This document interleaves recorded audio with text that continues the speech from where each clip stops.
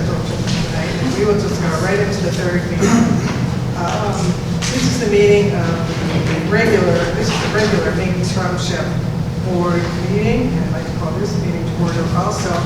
We have not yet set a place for allegiance, so I think we'll do that.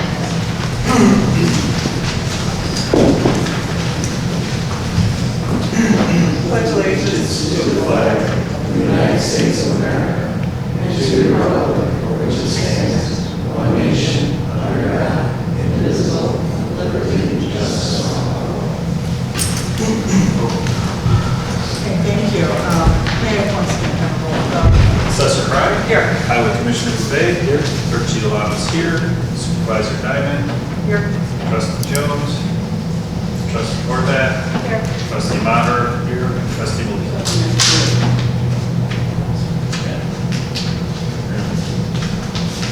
Okay, we'll launch into our regular agenda here. We have in front of us the minutes of June 27th board meeting. Do I have a motion to approve those minutes? Before we vote, Karen, I have a comment on that. Yes. Do you want to make a motion and we'll get it on the table? Well, I don't know if it's a motion, I just want to make a comment before we vote on it. Okay. Page 2 at the bottom, it says Supervisor Diamond asked Trustee Maher to rewrite the agreement for the next meeting, speaking of that agreement. So I apologize if I didn't hear that correctly, Karen, but I don't remember that comment, so I apologize. So I didn't have a chance to rewrite anything, but I'll rely on my earlier revisions if we get to that issue. So I just want to apologize I didn't get that message. Oh, that's fine. That's fine. It's okay. We can do that next week. So Yeah. no problem. Right, thanks. Okay. Understood. Now, let's see. Assessor, did you want one of the trustees to make an addition or change to the minutes? These are the regular minutes for Do June. the right minutes that I'm supposed to make the Well, amendment yeah, on? it's- Yeah, yeah. We think. June 27th. We think. The third reading? Yes, if you would consider it, I mean, you don't think it. Why don't you just tell us what it is Okay, that you I mentioned we had a meeting that I'd like to go on record that our office budgeted expenses of $132.73 for the 22-23 year were carried over to the 23-24 budget, which caused a surplus in the 22-23 budget and a deficit now in my 23-24 budget. And I just want to just noted in the minutes. I do remember you talking about that, Assessor Craig. Where in the minutes is that though? Can you tell us what page would be the original? I'm so sorry. I can certainly do that. It was right before, on page 3, right around when Assessor Craig asked Mr. Thorpe to prepare Main Street total expenditures for the next year's report. But around there. So 3, right in the middle of the page, questions and comments from Assessor right Craig. after where you, Assessor Craig asked Mr. Thorpe to prepare that, after that line? Is that what you're Yes. saying? Okay, all right. Would someone like a motion to approve these minutes with that addition to it? Sure. I'd like to make a motion to approve the board meeting, June 27, 23, keeping in mind the changes that Susan just suggested in my comments. Second. Thank you, Trustee. Okay, we have a motion on the floor. Supervisor Diamond. Yes. Trustee Horvath. Yes. Trustee Maher. Yes. Trustee Williams. Yes. All right, fine. Now, we have a motion for approval of the general assistance expenditures. Motion to approve payroll for pay dates of July 7, 2023 and July 21st, 2023. And general assistance check 54956 to check 55005 in the amount of $39,266.86. Okay, thank you. Is there a second? Second. Okay, may roll call? Supervisor Diamond. Yes. Trustee Horvath. Yes. Trustee Maher. Yes. Trustee Williams. Yes. Thank you very much. Move on to the next agenda item now, which is approval of the road district expenditures. May I have a motion regarding them? Sure, I will make a motion to approve payroll for pay dates of July 7th, 2023 and July 21st, 2023, and road district checks number 22972 through check number 23015 in the amount of $106,542.67. Second.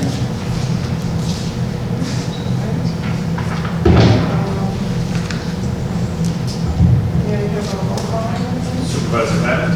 Yes? Trustee Horvath? Yes. Trustee Maher? Yes. Trustee Belize? Yes. Finally, do we have a motion to approve general town fund expenditures? I'll make a motion to approve payroll for pay dates of July 7, 2023 and July 21, 2023, and general town fund checks number 60336 through check number 60405 in a total amount of $318,484.97. Second. All right, if there's any comments or questions, maybe we'll call that. Supervisor Bennett? Yes? Trustee Horvath? Yes. Trustee Maher? Yes. Trustee Belize? Yes. All right, thank you very much. Trustee, would you mind passing those checks back this way? Sure. Thank you. Okay, it is now time for public participation. And have we had any person sign up for public participation? Okay. Has anyone signed up for public participation in the regular meeting? No, I don't think it's fair.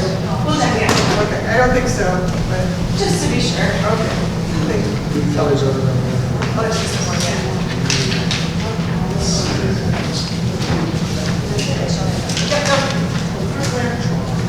Okay, all right, thank you very much.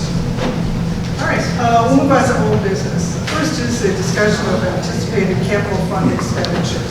So what we have from Mike Salmon here is a list of some future projects and estimates pertaining to the capital fund.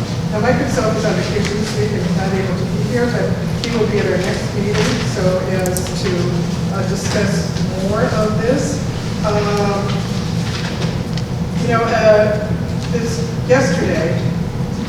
Yesterday, we realized just once again how important our physical plant is and how important it is to keep everything working. Because sometime early yesterday morning, I think, a cable snapped, ComEd electrical cable snapped. It was underground. It's just outside the front door, a little bit to the south. And all of our power went out. And we had some generators. We have one generator that works apparently for the south part, or the north part of the building, serving mainstay. And we had some emergency lights on here, but otherwise, we were pretty much in the dark. We didn't have air conditioning, our internet does not work, and our phones don't work. So it was not a good day. Electrical ComEd did come out pretty quickly and start trying to diagnose what the problem was. They shut us all down, which of course set off the fire alarms, which means then we had a fire department here in addition to 4 large trucks from ComEd. So the entire parking lot was full of emergency vehicles. So the fire department came, they shut off the alarms, they left. ComEd continued to work. They did give us a loaner generator, but it didn't really work very well for us. And the internet still went in and out, the phones went on and off for the next few hours. So at about 2 p.m., we pretty much gave up and we did let's stay up the phone at that time because we just couldn't get any work done under those circumstances. Another thing we might want to consider is a generator for the entire building. That would serve not just mainstay, but for the entire building. So I'm not sure what else we can do to avoid something like that again. I mean, I talked with the ComEd workmen out there, and they said this happens like once a week for them. Somewhere a cable breaks underground. We had a lot of damage to our landscaping out here. They pulled up bushes, pulled up the ground, sort of destroyed the curb out there. So it was quite a production. But anyway, it just reinforced in my mind the necessity of keeping your physical plant and working order. And we'll continue to address this and talk with Mike a bit more at our next meeting. So we don't really have anything to vote on regarding that. Okay. Jim just mentioned you did not have an opportunity to work on the lease agreement, so we'll skip over that. Update on the little library, little food pantry, and I'm going to turn to Kelly for this update. We are going to be working with Des Plaines Boy Scout Troop 6, and one of their scouts, Ethan Osturka, is spearheading this project as part of his Eagle Scout badge. So he and his dad came by, was it last week or the week before? It was last week. And so we met with him and we talked to him about our ideas for a sort of food pantry and library either combined or two separate boxes together. And we showed them some supplies that we had been donated that Dana was able to get donated to us. And so he right now is away on a 2-week retreat where all the boys are without technology for 2 weeks and hopefully surviving. But when they come back, they're going to start working and we're going to keep meeting with them and they'll have some sketches and they have access to a lot of woodworking tools and equipment, so I think it's going to be really nice. I'm looking forward to seeing some drawings or mock-up of what it's going to look like. So thank you very much. Now we have an agenda discussion vote on the 12-month maintenance agreement. Do you have information about this? Yes. We have in our packet a memo regarding it, but perhaps you could just quickly go over what we're looking at here. And That's going to be the some one. information since the last meeting. Yeah. So it's going to be one that looks like this, and it's followed up with. Yep. That's it. So that's the That's one. it. All right. So good evening, everybody. Thank you for directing our attention. No worries. All right. All right. Last month we were lucky to have some input about first-hand experience with one of the vendors from Trustee Kelly Horvath. And with that information, we revisited quotes for our annual maintenance agreement for service, replacement parts, and toner for our copiers and printers. The revised quotes, I need readers. Revised quotes received reflect the annual volume of prints in a 12-month period. Quotes were obtained based on annual approximate volume of 285,000 black and white prints and 103,000 color prints. So that's our, as we talked about last month, that's our annual average. The device from 2013 has been removed from the revised quotes to potentially reduce annual cost. That's a much older device. We don't use it as frequently. We were able to kind of adjust the quotes by taking that much older device off. Based on the research from this month, I recommend entering an agreement with Pulse Technology. Pulse Technology handled this contract for us in 2021. We had no problems with toner replenishment, service, or parts, and we're very happy with their support staff, from the team lead to the technicians. Prior to that agreement, Maine Township worked with Pulse. They're formerly known as Displays Office Equipment. We've worked with them on and off since 2012 for both managed IT services and print management. As you can see on there, the cost per month is $700, which is $8,400 per year, and that is within what we had budgeted for this fiscal year.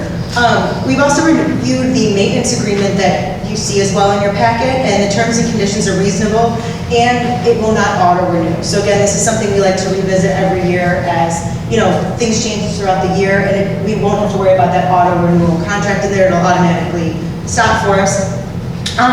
So that said, do you have any questions? Any other users? Okay.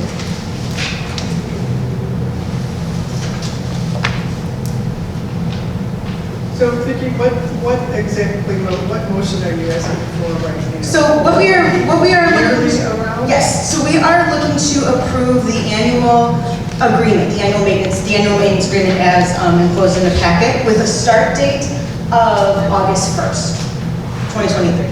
And just for 1 year. For 1 year, yes, for 12 months. All right. So you get to hear this all over again next summer. So you ready to make a motion? Just a question. Or do you have Just a a question, real quick. Is this price consistent with other prices we've made in the past? I don't know if we've ever had this contract. We have had this contract now for a few years now, since the lease ended. Because of our volume, it has gone up. It's because we're making a lot of copies and using a lot of toner and service. However, this is the cheapest and easiest to manage out of all of the prices we received. Okay.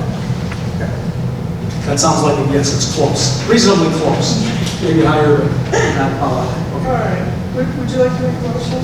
Sure, I'll make a motion to approve entering into this contract per the request of Kelly with Pulse Technology for 1 year only, so that we can review it at the end of 1 year. Second. All right, thank you. We have a roll call?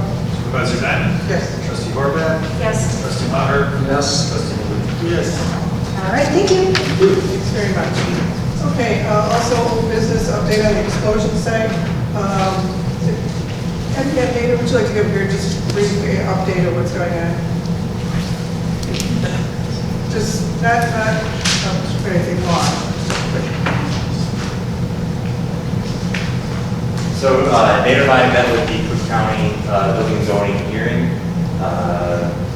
Mostly it's in litigation right now. They're seeking out permits. They're going to take about 2 to 3 weeks. The judge consolidated the 4 cases into 2 cases, which is probably going to be best moving forward. We're hoping that permits will be received within 2 to 3 weeks for the 2 demolition companies to move forward to completely flatten and demolish the entire property. Okay. That's about the All right. gist of it. Thank you very much. Yeah, of course. All right. Now, can we have an update on the native prairie garden? Richard, would you like to give us an update on the native prairie garden since you were involved in that?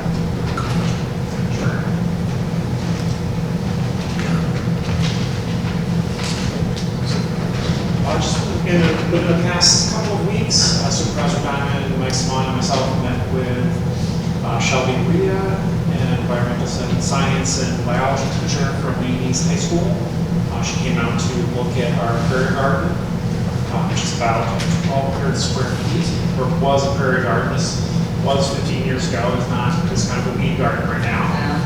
So she talked in a little bit more detail about how we might be able to partner with them and kind of restore the prairie garden to how it used to be, and different ideas. So one of the ideas that she presented was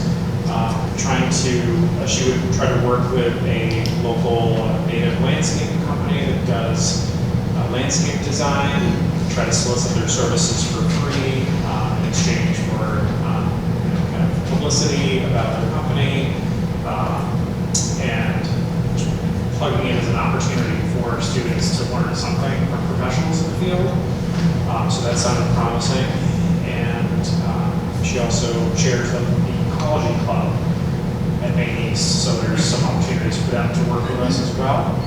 It won't be a quick process. There's no way to take 15 years of just overgrowth and turn it back into what it was before. But if we start this year, maybe the summer or fall, maybe by next year or a little bit later, it could look quite different.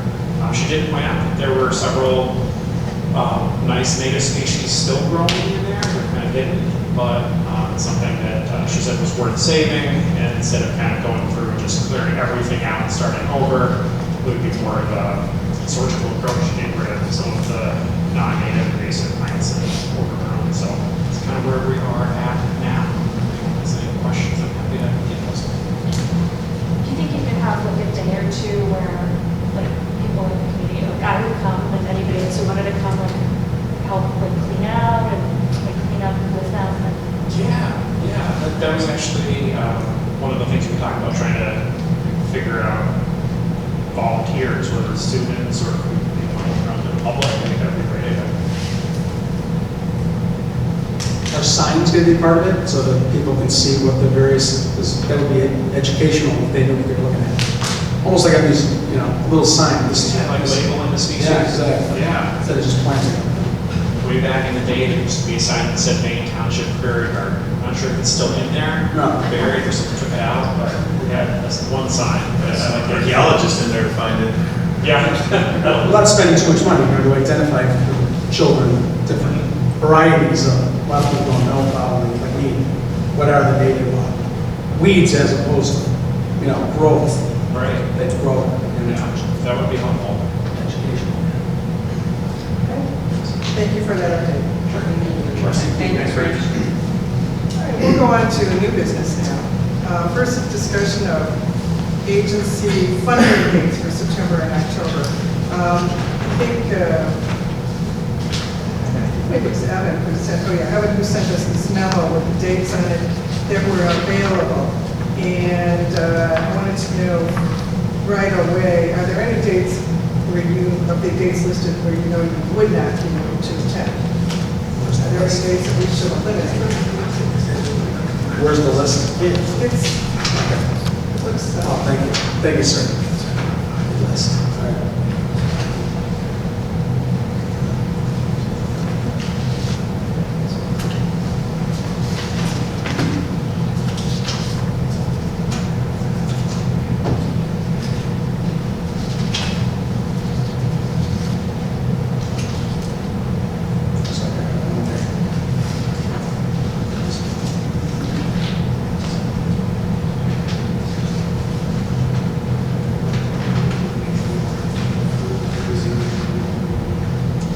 Like Dave, teaching a class on November 9th that I'm not 100% sure. Could we make a little bit of room between October 3rd and October 10th, maybe? It's only a week apart. We'll only have to pick 2 of these days. Oh, okay. All right. Yeah, as long as they're at October 3rd and October 10th. We could do September 28th. Those days are good. I will notice that on my other calendar, that Hanover Township is holding a presentation for township officials on the 28th. So I don't know if I or anyone else will attend it, but I'm a little reluctant to use that day. Is that in the evening? Yeah. Also, because Kim isn't here, we got to pick dates now. Well, She's not here. that is true. I hate to pick dates without Kim here. Yeah. Maybe we could revisit this next month. I'm sure Evan wants to start lining these people up, but I suppose we could wait until our August meeting to make that decision. Richard? The reason we picked them in July is because when people return the applications in August, Evan starts to schedule the folks in for funding hearings. So that's usually done by the end of next month. So if it's possible to pick kind of tentative dates this month, then maybe we can check with Trustee Jones later. It would be kind of difficult if we had to wait another month just with scheduling. You don't have to pick these dates at the meeting. Well, if it's something that we can do just by call to emails.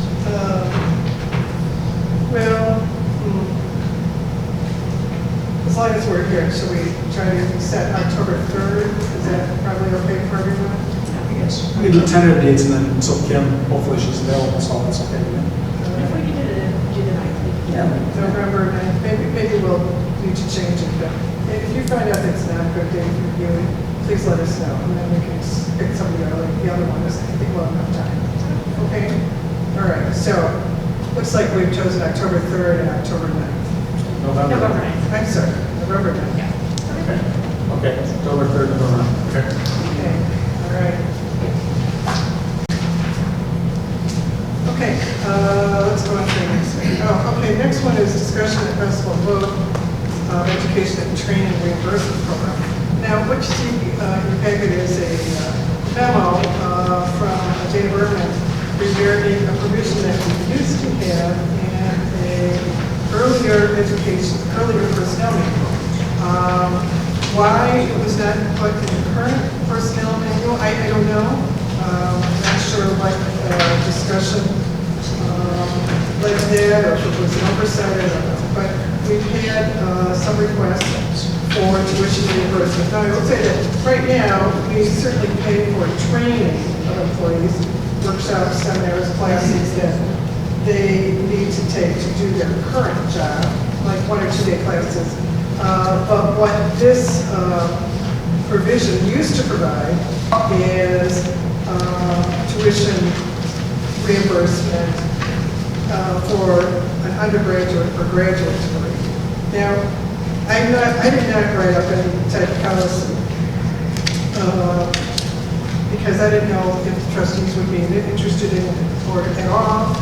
And, excuse me, I think there's a lot of questions that we have to consider when drafting such a policy, and those would consider what is the limit, the dollar limit that we would pay for each person. What is the total limit over a period of time for a person that we might pay for? Does the degree have to be related to the job they're doing now, or a job they might apply for in the future? Do they have to get a certain grade in the course, or is just passing okay? So, I mean, there's a lot of things that we should probably weave into any such policy. But before, as I said, I haven't drafted anything yet. But first, I wanted to hear from the trustees if this is something you're interested in at all. And if so, what conditions might you want to attach to it? And you said this is separate from like training. Right, because right now, if someone goes to a training class, they're usually pretty expensive, they last a day. If they need training or certification for something. Right, or updates under the law, that's something that we would pay for now, and that people go to. But this is looking more at a long-term educational activity. So, do you have any thoughts on whether or not you want to consider that, and if so, with what restrictions? I mean, for me personally, I would be open to it, provided it was directly related to the job they're doing. And, I guess the other question is putting some sort of limits on it so they can't just get reimbursed and quit and then go It's usually somewhere like a else. 2-year requirement. Yeah, usually there's, so, I mean, I think it also has to be an understanding that, just because you might get, tuition reimbursement and you might get some sort of degree that potentially could put you in a better position, doesn't mean that position is going to be available. Okay. Or not.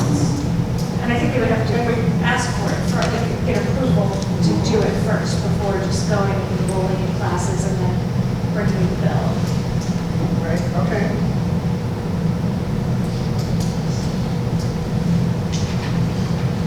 Okay, anything else? My thoughts are it's a positive thing whenever employees, it encourages them to stay, right? If there's programs available to them. As long as they don't take Kurt's job as a lawyer, it should be, able to other things. So, as long as it doesn't cost us too much money. Okay. I'd be in favor of it, general. Any other thoughts anyone would like to throw in?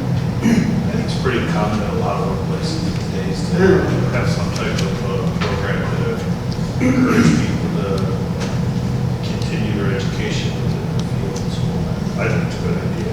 But again, you gotta kind of figure out what the limits are gonna be on it, because they have a perpetual employee/student. But I think they have to be working towards the degree, like it has to be, it has to be an end goal. It's not like, I'm just gonna take some classes, Music appreciation. Right, or like, if your job is, whatever your position is here, but you're like, I'm gonna go get a degree in zookeeping. I mean, it has to have some sort of relevance to what you do. Sometimes that might work. Yeah, well, that's true. And I think just working in places that have done this, I've never seen any place that is like completely paid for everything. Right. It's usually been like a portion of Right, tuition. or a dollar. Yeah, a set amount per credit hour or something. Any thoughts on dollar amount? Austin? And it's not clear in this policy, if let's say the employee complete 2 years, then how long, I say employee will complete the degree within 2 years. Oh. So how long she has to work for the Maine Township? And if she doesn't want to do it, then how much she has to work, 80%, 90% should be clear in that policy to it's not clear. Well, I think also, I don't know if it says in here, like where I currently work, they offer tuition reimbursement. And you have to work there for a set amount of time first before you can even start doing it. And I want to say it's 6 months, but it might be a year.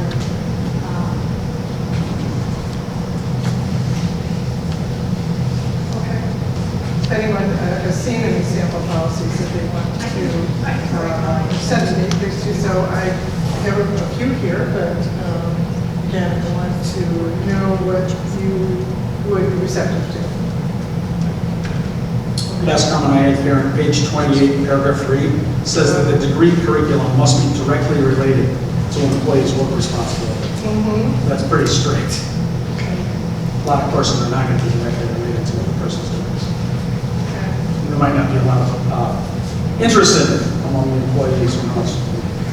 Figure that out first because we're real interested in it. Anyway. Okay, all right. Thanks for your comments on that. I will see if I can come up with some policy. I don't know if everyone will be happy with it in the first version, so we'll have to see how that goes. Okay, all right. Next, discussion of Maine Township Recovery Connection budget and policy. This is something I think it's going to be interesting to talk about. This is something I've thought about on and off quite a bit over the past couple of years. Right now, Recovery Connection offers a Friday night program in which all members receive free dinner. In the past, they've also gone to other entertainment events, sporting events, or comedy clubs and the like. When doing the budget with Marty Cook earlier this year, I mentioned that in a sense of fairness to the other departments and our taxpayers, that I didn't think the taxpayers should be paying for Recovery Connection members to go to sporting events and comedy clubs, that they ought to pay for their own tickets unless they could show they were residents of the township and were indigent. That was a change I made as of this year, and I understand that Marty Cook is not happy with it apparently, and has contacted us about that. So, Seth, if you wanted to talk about that. Supervisor Davenant, I want to request Mr. Marty Cook to explain about it. He can let the board know what his concern about this are. Can I ask Mr. Marty Cook to explain to the board what's going on about this recovery connection and what his concern is? Because I think the board doesn't know when this policy was changed, and I don't think so. None of the trustees is aware about this policy. I didn't see this form before. So right, no, that was something that I came up with so that if Marty had some clients, they're not your clients, some members of Recovery Connection, and wanted to demonstrate that they couldn't afford to pay for a ticket to a comedy club or a ticket to a ball game, that they could fill this out. So that was based on, not directly, but somewhat on the form used by the food pantry. It's not, exactly like it, but it's the same type of format that it is. So we have your page that you've written up here. Marty, I presume you have copied this too? You know what? I don't think I do. You don't have to have it with you, but you've seen it? Yes. Okay. yeah, Marty, I can read the copy. Did you have something you wanted to add to that? Well, I guess that my concern was. Can you please explain to the board what the concern is? I guess the first concern that I had was that Karen, in 2015, the trustees of Maine Township implemented the Maine Township Recovery Connection. Every year subsequent, we received 100% approval of all the trustees.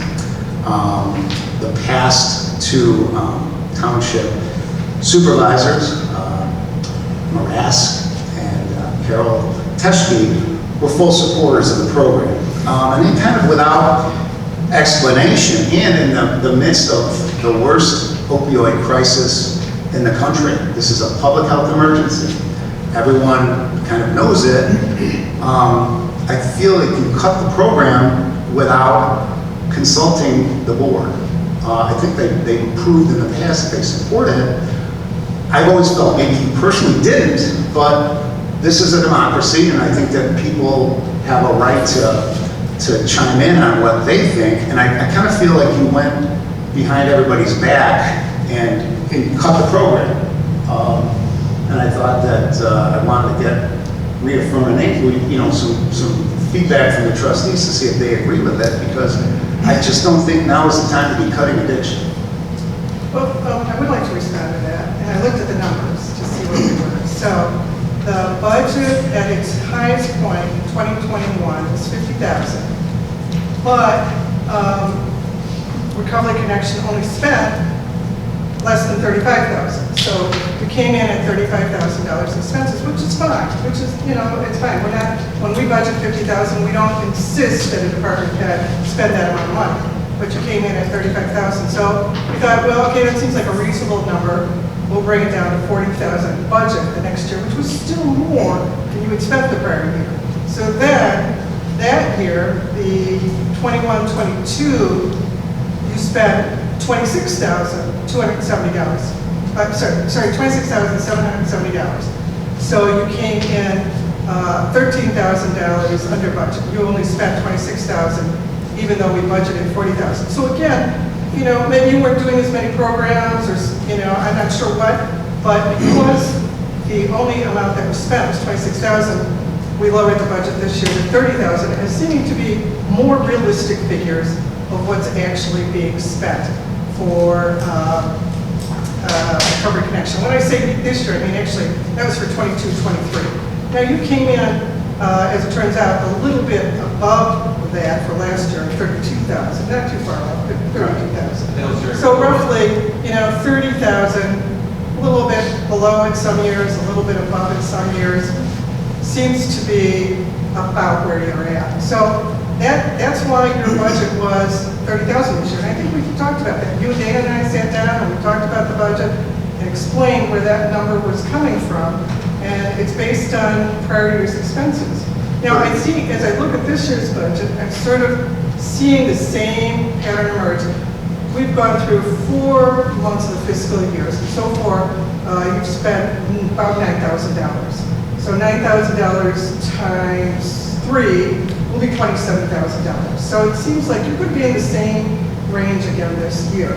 And as far as I can tell, the only real expenses you have are, I don't think you pay for the Narcan. That's free, right? No. We don't pay for that or anything. And I know there's some other events that you attend, but there's no, that you know, as a representative go to. There's no expense for that. The main expense that Recovery Connection has is buying dinner for the people who come to the Friday night events. Now, I think there's usually about 50 people who come. Would that be a ballpark? Yeah. So you're roughly buying dinner for 50 people every Friday night. And that's where these expenses come from. You know, and I have to say, I've always had a little bit of a concern about buying dinner for people. I think fighting opiate addiction is very important, but I don't know that buying dinner every Friday night for people is really fighting opiate addiction. I just don't know. And I'm trying to look at fairness. You know, Karen, there's an old analogy that the cure for addiction is community. What we do every Friday in this township is build community. We've been recognized throughout the state for this program. That's what the cure is. I mean, it's going to be falling onto the government in the future. I think we're just ahead of the game here. And I just want to touch base on the figures you're talking about. Well, of course we weren't doing the events because of COVID, and it really dramatic. Obviously, we couldn't do. We had weekly programs consisting of sober CrossFit. We had yoga. We had the other more frequent outings to events. That's why we weren't spending money, because everything in the country was closed. I mean, that's, you know, and frankly now we feel kind of paralyzed because, you know, you question, I used to go meet people for lunch or whatever, and then I pay for that stuff myself. It's just becoming, you know, the whole role is for us to be there for people, and there's nothing quite like having the opportunity to sit down and talk to people so that they get connected with each other, go to other meetings in the community and help rebuild lives. But if we don't have that platform for people, it's really not going to succeed. Well, let's look at this. The only thing I've told you we can't pay for is tickets to ball games and tickets to comedy events. That's the only thing I told Mr. Bryan. I do question, and other board members and other members of the public may also question whether or not buying dinner for 50 people every Friday night is a good use of township money. I don't know. But I just want to I'm thinking about fairness to Maine Township taxpayers and the residents, the taxpayers. You know, is this unfair to ask them to pay, particularly since we don't know if many of these members live in Maine Township. In fact, we have reason to think probably numbers of, or maybe most, I don't know, don't live in Maine Township. Where would we have that idea? I mean, I'm there every week. Yeah, okay. We invite speakers to come in from all over the place, you know, and they don't live in Maine Township, but we invite people to come in from everywhere to share their message. You know, it's... And as what you said to other, it's not fair to other towns, you know, we're not. The disease of the addiction is a disease of the brain. You know, we based this when we first began on mainstreamers. I remember you and I having a discussion because you said, well, you know, mainstreamers pays for this stuff, and that's great. But mainstreamers are more of a, I don't want to say an affluent group who've lived lives and they're enjoying their senior years, and they have the money to do this kind of stuff. Our people have had struggles and are it's hard for them to pick up. And we have a young kid, I saw him the other day, and I have been thinking a lot about your concerns, Karen. There's a young man named Jesse who's from Park Ridge, and he's sober about 8 months. I know he loves baseball, and I'm thinking, there's nothing better for this kid to be doing on August 19th than being at this baseball game with other sober people. But he can't afford it. Well, he can fill out the form. He can go there. He can go. The Right, listen. addiction I is an just really need anonymous. to finish talking about fairness to the other departments. And I just want to clarify what you said about, there's people in Maine Township who, the taxpayers, they're the ones who have addiction. Do you think that people in Maine Township don't have addiction? No. When you say you want it fair to the township, what Fair to about the the township? township. What about the taxpayers in the township who have addiction?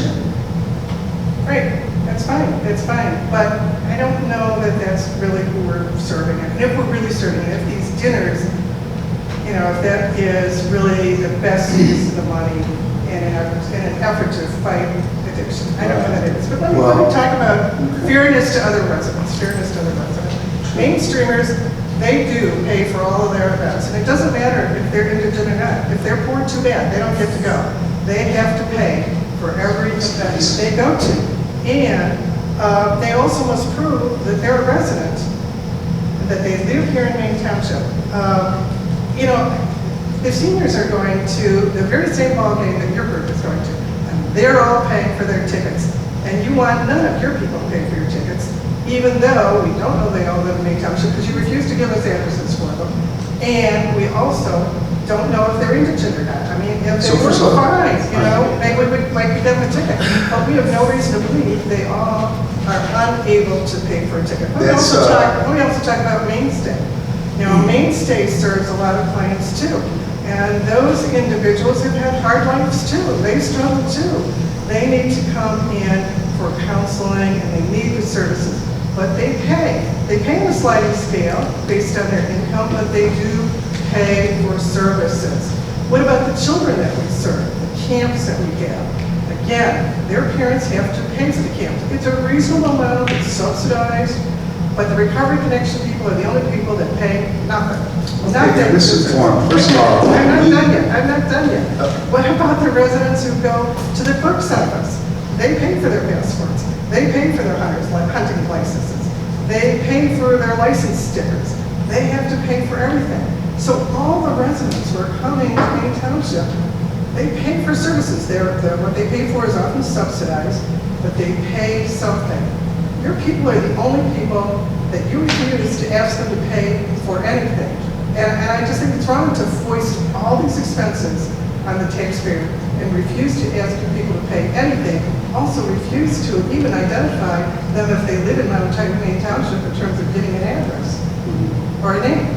We don't know who they are or where they are. And everyone else who uses our service has to identify themselves. The people who use the food pantry, the people who get general assistance, people who go to Mainstay, the mainstreamers, they all have to give their name and their address. So we know they live here in Maine Township, but you refuse to do that. So, you know, these are some of the problems. No, the only thing I've said is enough comedy clubs and enough ball game tickets. I just don't think the taxpayers should have to pay for that, unless someone can demonstrate that they are indigent, and that they live in Maine Township. That's a very small change, and I just really think, given the situation that the Recovery Connection members are in, they are really receiving a lot of benefits, more benefits than other residents of Maine Townships who maybe use some of our other services. Can I just chime in with one thing that just kind of popped into my head? The only thing I would bring up, and I think you bring up some very valid points, Karen, but I think to some extent it's almost apples and oranges, because I look at the Recovery Connection as an investment in keeping these people sober and on the right path, because if just one person falls off, that can easily cost the taxpayers $50,000 in crime that they would be committing to get their drugs, and going to rehabilitation to try and get clean again, to possibly be in jail. And, you know, unfortunately, I know a couple of active addicts, and I know the cost of what it is on the, the toll on the families and everything else. So, and I certainly get what you're saying, and I don't necessarily disagree with some of it, but I just look at it as, reinvesting within the community to keep these people on the right path, and ultimately that saves us all money. And maybe there is potentially you could say, okay, those who can't pay or whatever, put out a jar, and, honestly, people could add into it or something. I said I didn't want the taxpayers to wanting to pay for tickets for people who are in fact indigent. I have some comments as well.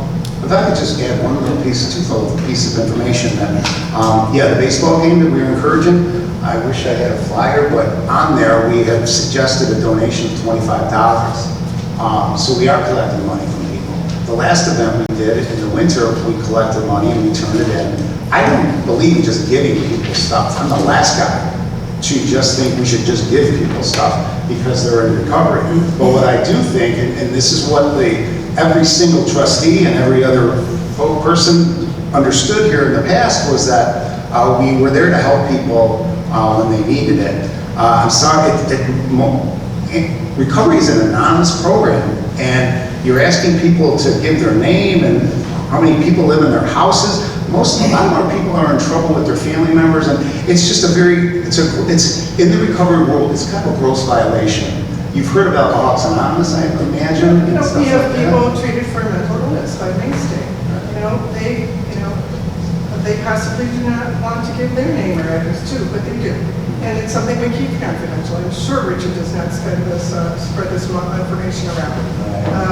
Nick has to get the information from people who use the food pantry, their name and address. And maybe some people think there's a stigma to using the food pantry, and Nick certainly doesn't publish a list who's using the food pantry. It's information we keep confidential. We would do the same with Recovery Connection members too. Yeah, I think you killed the program here. And we also have been putting out a donation box for food. At every meeting, we announce that, that if you want to donate towards the food, please do. So again, we're doing our part. But I think that I personally kind of been blindsided by this, and I mentioned some of the awards that we've gotten, and Karen, were they all wrong? And you're right. I mean, the township Marty, that's officials really are not right. fair. If you look at our decennial report, you'll see that awards are listed for your department, along with awards for every department. Every department. This is a great place. There's no question They about all that. get awards, and that's wonderful. That is wonderful. But that doesn't mean we shouldn't scrutinize expenses to see if they're really doing what they should be doing, if they're really necessary, if this really makes sense, and if it's really fair to the taxpayers. Now, I mean, what if you came to me next month and said, it would be really good for the camaraderie of my members, or you wouldn't come to me, unless you just made a plan to take them all on a cruise, because that's all good for camaraderie too. Right. But, we have to approve some expenses and deny others. And that's why I'm saying the only thing I told you, and it did not come as a surprise, we told you last February, or was it when we did the budget, that this was a change that was going to be made. So it's no surprise, it's something that we Well, talked about repeatedly. Not really. I mean, you talked about it with Dana, but I don't think you really brought it to the board who vote on this. And that's why my frustration is because they're not aware of this. It appears to me outside in the real world out there, states are putting hundreds of millions of dollars towards programs like ours. I'm sure you saw the state of Illinois, Kwame Raoul with $500 and something million trying to get into communities like this to do what we're doing. And you want to cut it. Marty, I said, no more ball games free, no more No county more ball clubs games free. We have a You flyer. can organize them as much as you want. Right, that's what you Ace told me to Rivers do. organizes hundreds of events every year. But, well, maybe not hundreds, but certainly dozens of events. But people have to pay. How much would the ball game cost? We are asking people for $25 donations. Okay. And I could think of 5 or 6 people that probably can't afford it. I feel a little paralyzed, a little pressure here, but it's like I'm asking other people, hey, can you pay for this person? And that's just not the way, that's not the spirit of this program. It's not the way that we've done this since 2015. But now we're changing it, and, I think we should, do we want to do it the new way? And again, Pete, I liked your term, apples and oranges. We, as a township, implemented this program with the facts that we were going to help people financially. And again, I will say that I have asked people to start to pay in the last 2 or 3 years, because I agree, we've seen people rebuild their lives. I mean, that's the great thing that we're seeing is people have jobs, they're employed, they're back in college, they graduated college, so they could pay. So this isn't a handout at all, but to just kind of come in midway through and I don't know, you don't like me using the term cut, reduce, I don't know, but not offer the same kind of support to people. I just can't wrap my arms around thinking in this day and age. 100,000 people died of addiction last year alone. 2,000 people in Cook County. I mean, what do we got to try to help these people, Karen? It's not about I'm just not everybody. sure that what we're doing is actually helping. And I encourage you, this, Marty, I encourage you to look at other programs. Why would you say that? Want him to do- Why would you say that? It's not helping them. How could that possibly be? We don't know. We don't know. Well, you don't know, but he might have a better opinion on that, right? Since his department has been around since 10 years and we've been here for 3. So my theory on this is one of our most important departments. Rehabilitating adults who have addiction problems is a more common problem than anything we do for other people. And Richard's department is valuable, Marie's department is valuable, very valuable, Nick's department is very valuable, and I don't hear her criticizing Marty's operations, whether he's spending too much money. When did that ever come up? What evidence do we have that he's spending too much money? But all of a sudden now, there's this threat to the public. Where does the public come in? We're helping addicted people, and as he just said, people don't want to give their names and addresses necessarily. I don't know if people give their names and addresses to Marie. She wants to say something. I don't know if they give their names and addresses to Nick. When we give food to the poor, one of our services as a township is to help the poor, help the disabled. Richard does that, Marie does that, Nick does that, Mark does that. Helping disabled people. That's what he does. It seems to me we're picking on his department deliberately and intentionally. I don't know why. I don't see any evidence of why we're doing that. We're a township, a board that's only been here a few years. He's been here 10 years with no problems. A renowned program that's renowned everywhere, that gets awards from various people, and now we want to, I don't know, you said you want names and addresses of the people. What if they're addicted? It's a shame to give their names and addresses sometimes. Yeah, there's a huge stigma around this. How much money is it, Karen? I mean, Have you heard of the stigma around addiction? This is exactly what people fear. Well, all right, where does this start? Go ahead. Johnson. I think this is a very sensitive issue for people. I think it's difficult because we're here to help people, which I think everybody's trying to do, but we're also here to be stewards of the, residents' tax funds. So we have to find that balance. I do think it's a bit of a misconception to say that people in recovery or people with addiction must be poor and people who are elderly must be rich. There are plenty of elderly people on fixed incomes who cannot afford all of the events, and so they don't get to go. There are also people that have addiction who make six figures. It's hard because I completely understand the need for people to have that privacy, and there's people who feel shame, and we have to find a way to find a balance so that they don't feel that and they feel like they can come here. But I do also think that it's not unreasonable to know that the people that we are serving, and that if we are giving them these things, are Maine Township residents, because that is what we're here to do, is to oversee sort of these things. And I think that I don't know what the solution is. I don't know how you kind of guard that with them, but also ensure that we are caring for these things appropriately. I mean, every month we come in here, we get a list of the names of the residents who require general assistance, and we cannot keep that list. We have to give that list back at the end of the night because it is guarded and kept secure. I think that people here take very seriously the ability to guard, people's privacy. Single mothers have to come here and take their children to therapy sessions. They can't afford things, but they go on a sliding scale. So I guess I'm seeing all sides of this, and I'm trying to find what's the middle ground because, I don't know that, if we have a sliding scale for recovery events, that I guess I feel like it should sort of be equal in a sense. And I know it's not apples to oranges, but the way that we are sort of caring for things, I think that there can be sort of a guiding principle that we can honor all of these different groups in the same way. So I just wanted to make it clear that this change that has come about is a very, very small one. Everyone's still getting free dinner on Friday night. No one has to pay. No one has to give their name. No one has to give their address. None of that has changed.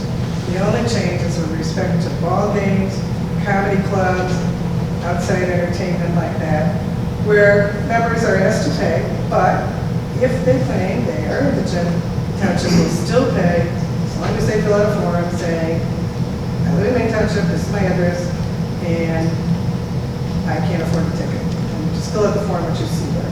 So it's a very, very, very small change, and I consider this to be more than a middle ground. It's really just a tiny change in what our procedures are. Are you putting your hand up? Yeah. I am really confused, Karen. Because I think, we have I don't know how to this phrase, when come to the agency funding, their directors are making 100,000 and still we give them $500,000 to the agencies. We never question to any agency why your director is making $80,000 and we give them every year money. And we just now approved, I see in the general assistant program, we approved, I think maybe 20,000, 30,000 every day, every month. And this is coming again, which when you ask me the date, those people are even not their offices in the Maine Township. They're telling you we have 80 people in the Maine Township. Did you ever ask them the address? These people are living in the Maine Township. What's that? People on general assistance? Yeah. Oh, No, absolutely. I'm They have to talking about- provide addresses and proof of Excuse their me, residence. no, please.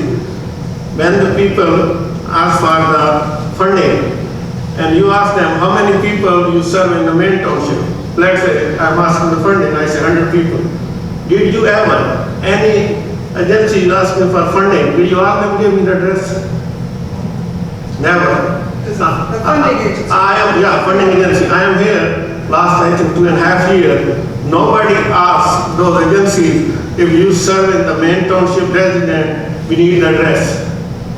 And you never ask them, hey, why your director is making $80,000? I will show you when I will be at the agency funding. I will see that directors are making 100,000. You are right, because this is taxpayer money, but we have to take care of other end too, right? Are you talking about the salary paid by the not-for-profits? Yeah. So those directors are making 100,000 and we give them, okay, approve it 80,000, approve 90,000, we don't know what they're doing. They come back after a year and they say, oh, we're doing this program, okay, great program, okay, approve 70,000. Malik says 60, James say 80, okay, take average, 90,000. That's not fair. If we talk about the taxpayer, we have to fair to everybody. And about these people who are addicted, he's actually saving the community. He's saving lives. And if you're talking about, those programs, I am willing to pay for those people from my side. Whenever the program is, just let me know, I will pay for that. But this is not fair to the one person. The way you handle your arm saying taxpayer. If we say for the 1% taxpayer, so we have to take it every same way, Agency funding, we are spending the money, all the department, what we are doing, so think about the taxpayer too. And I will remind you, when the agency funding will come, I will show you the director salaries. He's going to say 120, he's going to say 80,000, and we're going to approve, okay, 100,000. Well, perhaps we should scrutinize that more. Yeah. Gracious. They are doing the program too, right, Supervisor Demo? What's that? I said they have the program too, but this time, I will request you, please ask them, if they say we serve in the Maine Township 40 people, 80 people, we want to know their addresses and see if they can give you the address. I don't think we need to know that as long as. Why not? As long as the agency knows it. Yeah, so same thing, if he knows that, if the Marty knows these people are going, he don't need to give the address. He can just tell you the people are here and we should help the, he's helping the community, he's helping the drug people, So he no need to give those address. And this program, whatever the changes were supposed to be approved by the board, and I don't think so this is approved by the board. No, what the Yeah. board does is approve the budget, which it did. Yeah. The budget was not clearly say that, I don't remember actually, but there is nothing say that, recovery connection is getting 30,000, Main people are getting this much, I don't remember if we got it, so I'm sorry if I didn't look at that. Yeah. But it's not fair with one person, this. Maria, comment? If I could let Maria Yes. or Karen. Okay, so financially, I'm not really sure what the right thing is here, but I do know that I have sent several young men to Marty's program, actually a relative even, and one was coming out of rehab, and there's no money when they're coming out of rehab. The parents don't want to give the kid money because they don't know where he's going to spend it. My son, for 2 years, volunteered for Marty's program when he was getting his master's. The first night he came, I was very curious how it all happened, how it all came. I come home, my son is sitting in a dark room because he could not process everything that he heard. He was, his eyes opened up to this whole world, and he said what Marty is doing is unbelievable, and so he stuck with Marty for 2 years, volunteering for the Friday night meetings, and the real family members that actually went through the program. And on a Sunday, Marty's meeting with a family member to discuss their son, who they have no idea what to do. So this program is such a necessity right now. There's so many, I'm probably in that age where our kids are 26, 21, 23, so I'm hearing it all over the place. So I'm a full believer that Marty is doing something good, just from the experience that I had. My son was very freaked out, and it opened up his eyes to the real world. So, Thanks. And just a quick history lesson. There was a couple of board terms ago, we wanted to bring on Nick full-time, and there was some pushback, and the Maine Township community showed up en masse in this room and filled this room in support of recovery, in support of Nick. They were all Maine Township residents. Karen, a little cute anecdote. There's a woman that has worked with you for 25 years who She called me about a month ago and she goes, do you know Karen Dunn? I said, yes, I do. She goes, does she have any idea what you've done for my family? I said, no, probably not, because we're anonymous. She goes, should I call her? I said, no, but she's a Maine Township resident, and I think she would talk about the life-changing events that we've put on for her son. She's a Maine Township resident, she knows you, she worked with you for many years, and so I don't know, I could fill this room with people from Maine Township. Here's the issue. If we want to continue the way that this was, like I said, I have been charging, we've been asking people for donations, for events, but if we want to do it Karen's way, then, you know, big changes will come, because I just don't think it was your decision alone to make. We've got other people that have supported us in this community for many years, and I think that you're changing it. So I just wanted to get that out there, and come what may, we are in the midst of an opioid epidemic. I can work anywhere in the country. So my hope is that we will continue this program. It should in fact grow, because the problem is growing. But I want to thank everybody for hearing us out.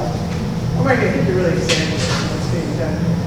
And we want to continue the program. The program is continuing. The program is continuing. You know, all you've been asked to do is have people pay for tickets. You told me, just you could do whatever you want, but the township's not paying for it. Well, that was the initial program, Karen. In terms of paying for county clubs and... What about Silver CrossFit? Is that where they do fitness stuff? Does that meet your criteria? That would probably be okay. I paid for the golf business last summer too. Right. So, you I know, think it there's a started very with- small change, and I know you'd like to lobby your whole case in front of the entire board when any little tiny change is made or... I work in the transparent. You work quietly behind like what you've done here. You've done it numerous times. You've I overstepped look your at bounds every single consistently. budget in terms of whether or not it's an appropriate expense. Everybody's wrong, and you're right. So, well, That's not fair either. I don't think it's fair the way that you publicly castigate, and you think anybody who is in recovery we're all leeches, and it's just... I haven't said that at all. Well, you said that they all want free. I just don't think you understand the world of recovery. Not everybody does, and we can agree to disagree. But we've got a program here, and I just hope that I can continue to get the support of the trustees and the other elected officials and the Maine Township community. That's all. Artie, I just want to say that what you do is invaluable, and if you need somebody to buy a ticket for somebody, I'd be happy to buy somebody a ticket to a baseball. Thank you very much. And again, I appreciate that, but that's not the spirit of what we were doing here. And going forward, perhaps we'll put it out to other people who want to contribute. Clearly, I can see we'll have to go to find other funding down the line. This problem is not unique to Maine Township, so I think maybe we'll approach other folks in the future to come and kind of help us out. But because I feel we've hit a roadblock here. But thank you. Well, I don't understand though, you buy these baseball events, whatever, did you go over your budget? No. What's the issue then with the You budget? know, we look at expenses and to see if they're... There's no appropriate or issue. not. It's not an over budget issue. It's an appropriateness issue. Also, we've spent money on improving our website.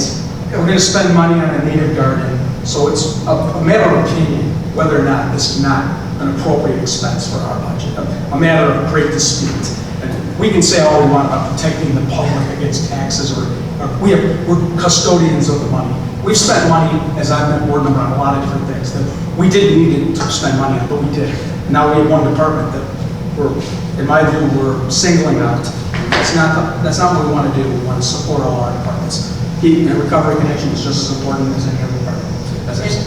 Are you the Thank you, only ma'am. employee in You the can spend department? money on the debt tree too, to remove it, you know, you can spend that Is money. that another employee? Yeah. Okay, works for us, too. I said, you can spend money on that tree. Recovery connection.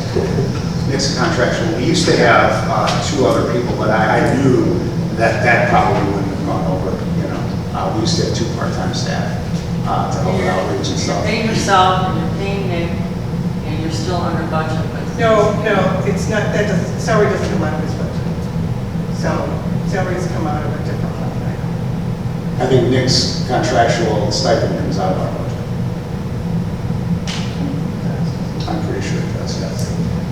Great program. Thank you. Is that all, everybody?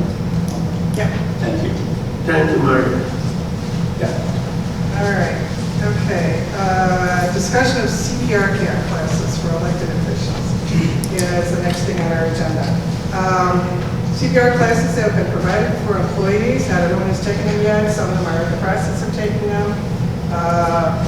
Eddie is giving those classes to our employees. And if any of the elected officials want to sign up to take one of these classes, you should contact Eddie. And he can only take, I think, 8 people at a time in a class. So he would have to plug you into an upcoming date if you wanted to do that. Is it just one time, or is it multiple classes? Oh, because there are multiple classes. There's a schedule, I don't have that on the top of my head. Yeah, it's a 1 4-hour class. They're held on every Monday here on out. It's going to be 9:30 to 1 o'clock. It is the American Heart Association Heart Saver First Aid course. We will learn CPR, first aid, and using the AED for an adult, child, and an infant. All right. Another thing on our agenda is the toy conference, which is in November.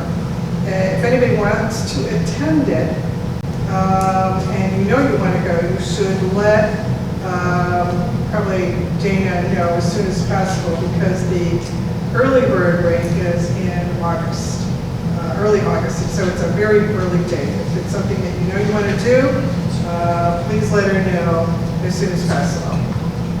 All right, now we have a number of upcoming events, which are on the next page, and I've just typed these out for your benefit so that you can put those in your calendar. I think we've talked about all the ones in August already. First, the next one is National Night Out, which is the closest one. And then we have several others in August. Garage Sale is back September 9th. The Lake Park Walk, I'm not sure if this is taking place or not. This is organized by the Village of Park Ridge, so I'm not sure if they're actually going to do that or not. Then we have a couple of new programs which are mentioned. The International Festival is on September 30th. Something new is the rabies vaccination day. So people can bring their pets to our parking lot. The Cook County Department of Animal Control will administer vaccinations then. And Cook County. Yes. Yes. So it's in the parking lot. Trunk or Treat, I think you have a flyer for that, which is a program that we're in the midst of trying to plan. We haven't done this before. This is an event that's mostly directed to children. There's individuals with the plastic cards or interesting cards that maybe you'd like to talk about it, Jenny, or not? Not really. That's okay. Jenny is actually planning it, so it's something she's attended before and is familiar with, and so that's something she's working on, and we'll get more details by the next meeting, I presume. Another paper shredding event, Secretary of State mobile unit is going to be here again on November 3rd, and then, of course, the toy conference in Springfield. Karen, is there a time on that, October 28th? It's probably going to be in the morning again, like it was last All right, time. thanks. I don't know. Do we have an exact time, Jenny, for that paper shredding? Is that? Yes, it is in the morning. It is, I believe it's until noon. Okay, from 9 to 12 again? Okay. Right. All right. It's pretty much the same as you had before. In the past, okay. Precise, thank you. All right, and then the toy conference again, November 12th to 14th. So again, this is just typed out on a separate page so you can keep all those dates. All right, so official reports. Want to give our officials an opportunity to have any reports they might have. Susan, you want to announce anything, or? Had an excellent 4th of July. I hope everybody else did. Looking forward to the rest of the summer. Take care, drive safe, and avoid the heat. Thank you. I just want to say thanks for everybody who came out to the Taste of Park Ridge. It was a great event. Got a lot of compliments on the beer tent, and I'm sure down at the smaller tent ran just as efficiently, but thank you. Not beer prices. Right. Just as everybody else who came and supported us, we appreciate it, so thank you. I just want to give a quick update on National Night Out. We're at the time of the year where I spent freaking out thinking I completely forgot something or overlooked it. So But I think we're in relatively good shape. Everything's lined up. I'm just confirming last minute details. So again, it's next Tuesday. D Park, pizza gets there starting about 5:30. The event starts at 6:30. The entertainment starts at 7:30. And then by 8, I ask all the elected officials to make your way over to the stage because we'll announce everybody and then be doing the poster contest winners, bringing them up on stage about 8:15. So look forward to seeing everybody then. Hopefully the weather is not either rainy or 100 degrees. Okay, Kelly? I just want to let you know that I will not be able to be at the national night out because I will be out of the country. So I'm sad that I have to miss it. So I'm sure everybody else will handle everything though. Next year. Yeah. Oh, yeah, thanks to Eddie for his workers at the fest. The volunteer employees are outstanding. I watched them work really hard at that event. And Marie, of course, and Eva and Mike were also there helping out. So they really did. That was a great night, Eddie. And so you have a great way of getting the workers together. So they work hard for Eddie. So thank you, Eddie. That was a good event. Bassett? I want to invite for everybody for the India Festival. This time we're doing in a D Park. And India Festival is on August 12th from 3 p.m. to 9:30. And the following day, August 13th, Pakistan Festival at D Park. Same time like 3 p.m. to 9:30. So I'm inviting everybody, please join me to celebrate both events. So it's open invitation. Thank you. Okay, all right. That concludes our official reports. We now need to go into an executive session for the purposes of discussing, one, the appointment, employment, concentration, discipline, performance, or dismissal of specific employees, and two, litigation which is probable or imminent, and should be on your agenda, and three, review of closed session minutes. Karen, can I just say one more thing that I forgot to mention? Yeah. Before we go Yes, in? yes. Even given this, we've had several people come in about the wheel tax, and I just want to mention that the Cook County Board of Commissioners passed the ordinance sunsetting the wheel tax after the 22-23 tax year. So starting July 1st, 2023, no wheel tax is due, no window stickers for unincorporated area of Cook County. So that is, we still have people calling that they can come here again. So not needed. Okay, that's good. I thought that sunsetted a while ago. Us doing it sunset, but they were still having to get the stickers on mine. Now they just eliminated it altogether. Okay, thank you. I just mentioned we need a motion for the three purposes, and do a motion to go into executive session for those three purposes. Okay, Second. okay. Roll call. Supervisor Ben? Yes. Trustee Horvath? Yes. Trustee Maher? Yes. Trustee Lewis? Yes. All right, so.